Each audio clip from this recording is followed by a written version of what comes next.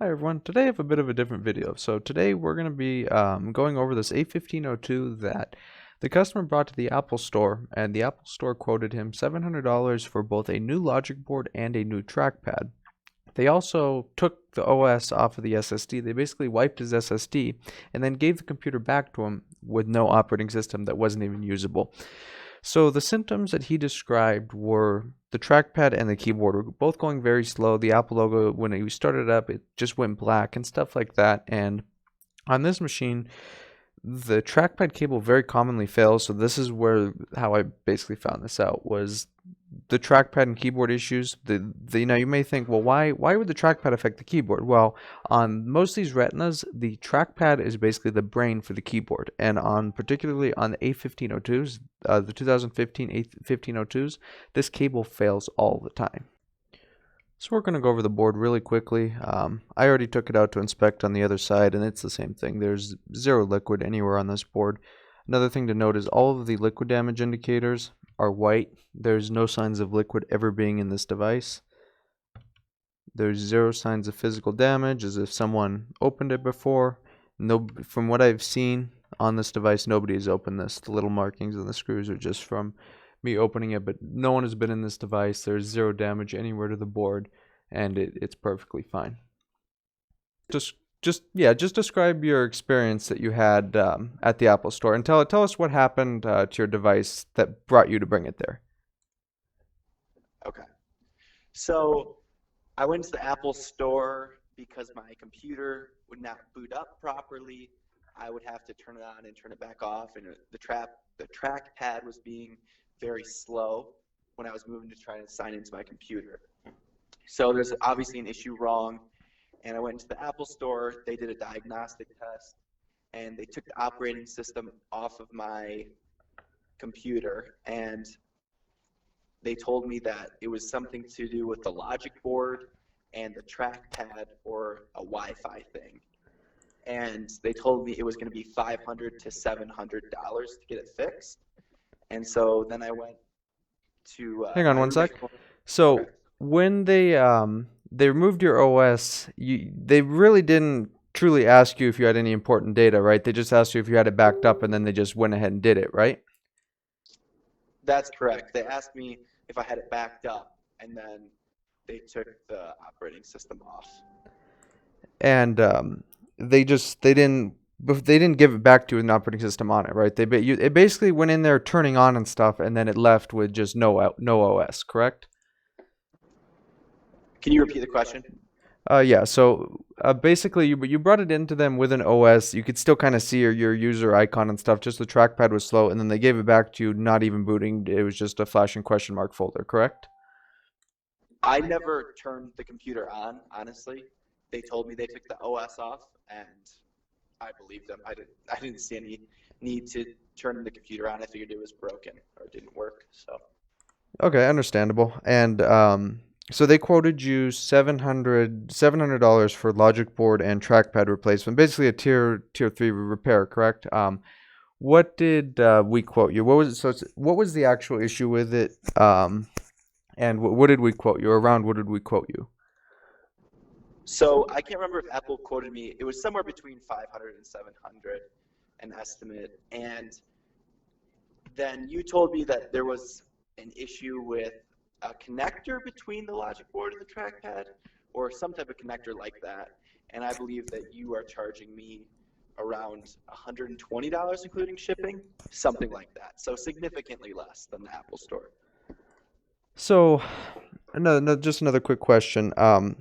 As a consumer, your first when your computer breaks, your first thought is, of course, to go to the manufacturer, right? Because they're supposed to provide the best support. If they make the device, they should know it, right? As a consumer, why was Apple more favorable to go to instead of independent repair as the first choice? So in the past, I've had good experience with Apple.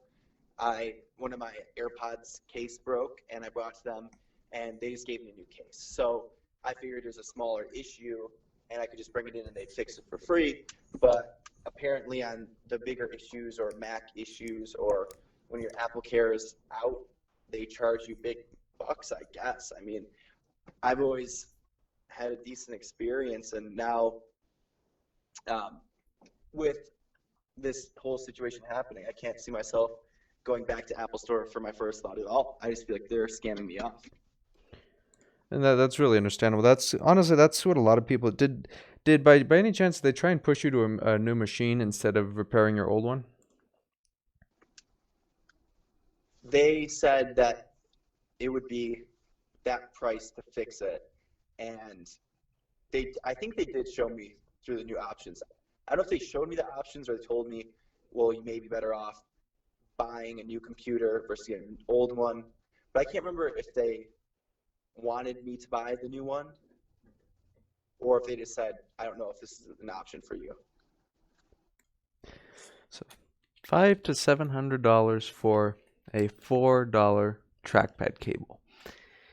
Here's the thing that bothers me about this is, let's say if he didn't decide to bring it to an independent repair shop that referred us, or you know, or just what if he just accepted what Apple said about his device and got a new one, or paid them $500 to $700? What I like to think about is how many times does this happen? A day, a year, a month, that someone with something so simple fixable that will cost, $50 to $100 to fix goes for a $700 repair quote because of someone at the Genius Bar that misdiagnoses a repair. From what I understand, what they run is a program called MRI, Mac Resource Inspector.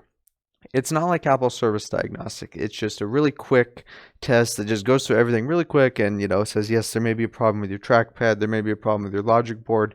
It's basically the same thing. When you hold down D on your keyboard and it pulls up the diagnostic menu, it's essentially the same thing. It's a really quick, non-intensive test that's probably not very accurate, and that's how they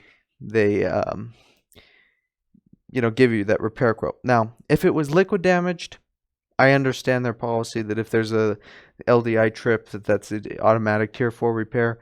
But come on a machine with zero liquid damage that is perfectly clean, that has never been opened before, a $500 to $700 repair quote.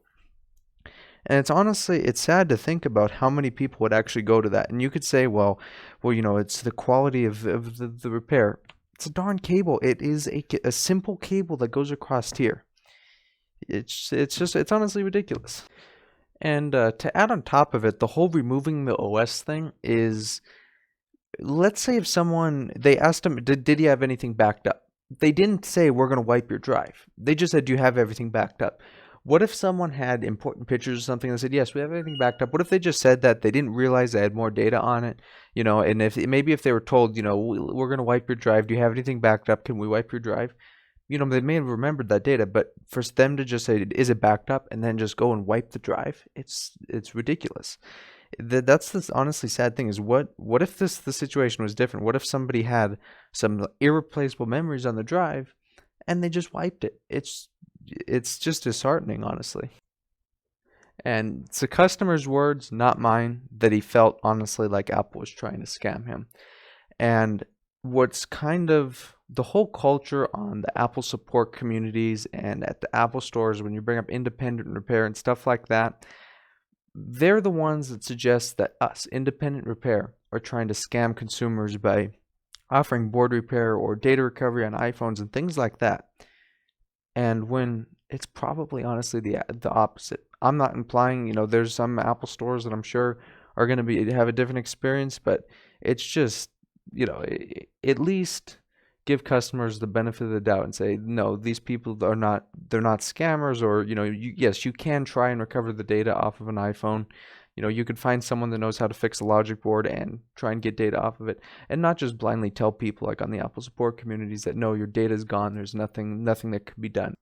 To end the video, I know the audio on the previous parts of the video was a little bit quiet. I apologize. There wasn't really much I can do. It was just the way the way the levels were. On my end, the desktop audio was going all the way up on the scale, and in the actual video, it was quiet. It was like my mic was a little bit loud and the other one was quiet. But to end the video, if you're an end user and what I would like you to think about is, next time, if you have a MacBook, if you're an end user, consider independent repair instead of going to the Apple Store, because this situation is honestly really typical of what we see. And it's not, I know people have their preferences, but this isn't a new thing. This is something that continuously happens. That the same thing, the $500 to $700 repair quote, sometimes even more. If they're one of the liquid damage indicators is pink, that automatically becomes 1200.